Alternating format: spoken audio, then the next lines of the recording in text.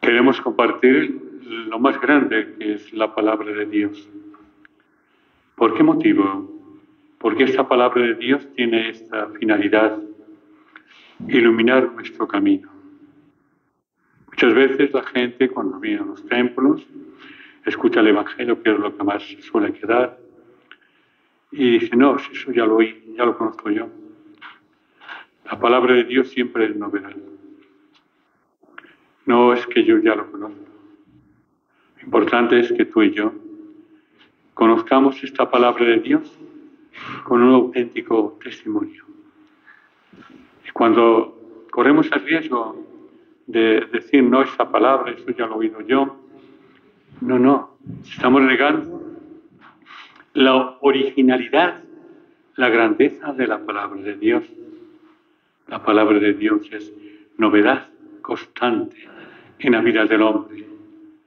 Cada vez que abrimos la palabra de Dios es como una luz nueva. Si dentro de un rato leemos uno de ustedes, yo mismo, leo de nuevo esta palabra que he proclamado, descubre igual una idea nueva, un gesto nuevo. Esas palabras tan bellas, ¿qué me dice a mí la palabra? Por esto, hermanos, hemos querido, compañeros, colocar, por respeto a ustedes, sobre la mesa de la Eucaristía, la mesa de la palabra, para indicarnos que la mesa de la Eucaristía no se puede dar sin la mesa de la palabra, porque la mesa de la palabra tiene esta finalidad de bloquear el corazón para conocer seriamente qué se va a hacer en este altar, para reconocer que es el cuerpo y la sangre de Cristo, como los discípulos de Maús, es el Señor. Si los discípulos de Maús no tienen ese consejo de aquel viandante misterioso que era Cristo, en definitiva, le invitan a la mesa de la noche que se anochecía, no descubren la grandeza de ese pan cuando el viajero aquel que era Cristo parte el pan y dice: es el Señor. Nosotros también, cuando proclamamos la palabra de Dios, esta palabra de Dios nos invita a descubrir que aquí no es un espectáculo de magia, de un trozo de pan y un poco de vino. No. Es Cristo el Señor. A través de unas palabras de la consagración, el pan y el vino se convierten en Jesucristo. Por eso es muy importante la palabra de Dios. Ayer hemos escuchado, y el día anterior, la primera lectura del libro del Eclesiastés, no del Eclesiástico, que pertenece a los libros sapienciales. Y el texto de hoy, tal vez como el de ayer, nos despista un poco, porque es un texto que provoca en nosotros una especie de melancolía, una especie de tristeza. Cuando escuchábamos ayer, creo, vanidad de vanidades, todo vanidad. Y hoy, más o menos, el texto del libro del Eclesiastés nos dice lo mismo. Todo tiene su momento. Esto es muy importante. Ante esta lectura tenemos que adoptar estas connotaciones. Desprendimiento. Esta lectura nos invita al desprendimiento. ¿Por qué enamorarse de una cosa y volcar toda nuestra vida si mañana esa cosa se convierte en cruz? Tenemos la lectura del libro de Job, aquella expresión tan bella: el Señor me lo dio, el Señor me lo quitó. Y creo que estas frases del libro del Eclesiastés nos tienen que provocar siempre un desprendimiento de las cosas que nos rodean. Hoy estaremos muy feliz, pero mañana estoy muy triste igual. Saber estar al momento, desprenderse de toda aquella ilusión o de aquella tristeza, porque cada día tiene su noche. Y este libro dice, ¿qué saca el obrero de las fatigas? Y creo que lo primero es desprenderse de las cosas que nos puedan desviar del camino de la verdad, en definitiva, del camino de Dios. En segundo lugar, no solamente el desprendimiento, también tenemos la prudencia, saber estar en el mundo con prudencia. No ahora porque yo soy, todo es alegría, no. La prudencia para saber moldearse en medio de una sociedad donde la cruz y la alegría, donde se mezcla todo.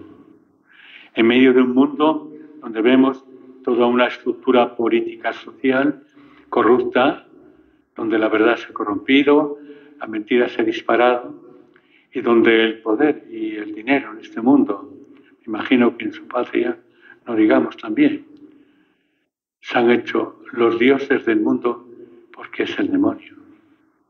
Y ante esta realidad nosotros tenemos que estar siempre con una prudencia, no enamorarnos de nada, porque Cristo es el centro de toda nuestra vida. Y humildad para vivir y caminar en este mundo sin sobresaltos, con una sencillez tremenda, porque a veces nos bloquean las euforias. Ustedes que van a los santuarios, piensen que la vida no es eso, la vida es más dura. Por eso es importante la prudencia, que tiene que dar fuerza a nuestro caminar, y la humildad para saber no soy nada, y lo que soy en Cristo. Y la humildad, precisamente, como decía el libro de Job, el Señor me lo dio, el Señor me lo quitó.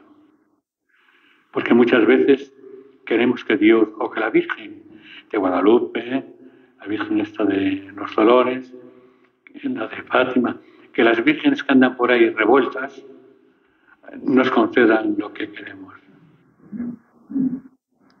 Tenemos que comprender que María es lo de las bodas de Caná, la primera intercesora del hombre.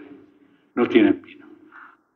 Y por eso cuando ustedes vayan a un santuario, y que escuchen esas palabras en la entrada del santuario, no tienen vino. Y creo que esta es, ante este texto del libro del Eclesiastés, es maravilloso. Encontrar en la Virgen toda una fuerza de humildad para reconocer que no tenemos vino, que nos falta el vino de la esperanza, de la alegría, el vino de la sensatez, porque creemos que el cristianismo es un triunfalismo. No, señores, no. Y creo que además no solamente la humildad, también que tengamos una gran comprensión. ¿Para qué? Como San Vicente de Paúl, para todos aquellos que sufren. Para quienes la vida no les va como a mí. Esto es la comprensión de este libro del Eclesiástico, porque no todo el mundo lo tiene todo en ese momento. Y por último también, una nota de connotación es la búsqueda de la eternidad. Todo esto se termina. Los viajes también se terminan cuando se acabe el bolsillo, se cierre, o cuando su presidente de gobierno les corte un poco las alas. Quiero decir que todo se acaba en la vida y que tenemos que mirar la eternidad. Ni ojo vio, diría Pablo, ni lengua oyó. Esa eternidad que nos aguarda si somos capaces de caminar con esta lectura del libro que hemos proclamado, con una humildad, con una prudencia, con una observación y con una caridad, una comprensión para con los demás. Esto creo que nos puede enseñar este libro sapiencial, que es el libro del Eclesiastés, no eclesiástico. Y por último, tenemos que mirar nuestra mirada en torno al Evangelio que hemos proclamado hoy, donde el Señor está orando con los discípulos, pero está orando solo. Él está a lo suyo y los otros no se entiende. ¿Por qué no se entiende? Porque los discípulos, los apóstoles, no habían entendido la figura de Jesús. Creían que era un líder político, que estará invocando a sus dioses. No habían entendido. Y cuando Cristo les pregunta, ¿quién dice la gente que soy yo?, les hace una observación para que ellos recapaciten un poco y empiezan a decir que creen que están. ¿Y vosotros quién decís que soy yo? Y Pedro, en nombre de ellos, de nosotros, tú eres el Mesías de Dios. Esto es. También a nosotros Cristo nos pregunta hoy, en esta mañana, a ustedes de México y a nosotros de acá, ¿quién decís vosotros que es Cristo? Un monigote que traemos y llevamos, y que este señor cura y yo le manejamos como queremos, y os presentamos un Cristo endulzado o un Cristo tirano, porque la gente está acostumbrada a hacer de Cristo un amuleto de su vida. Cristo es la razón del hombre y el hombre es la razón de Cristo.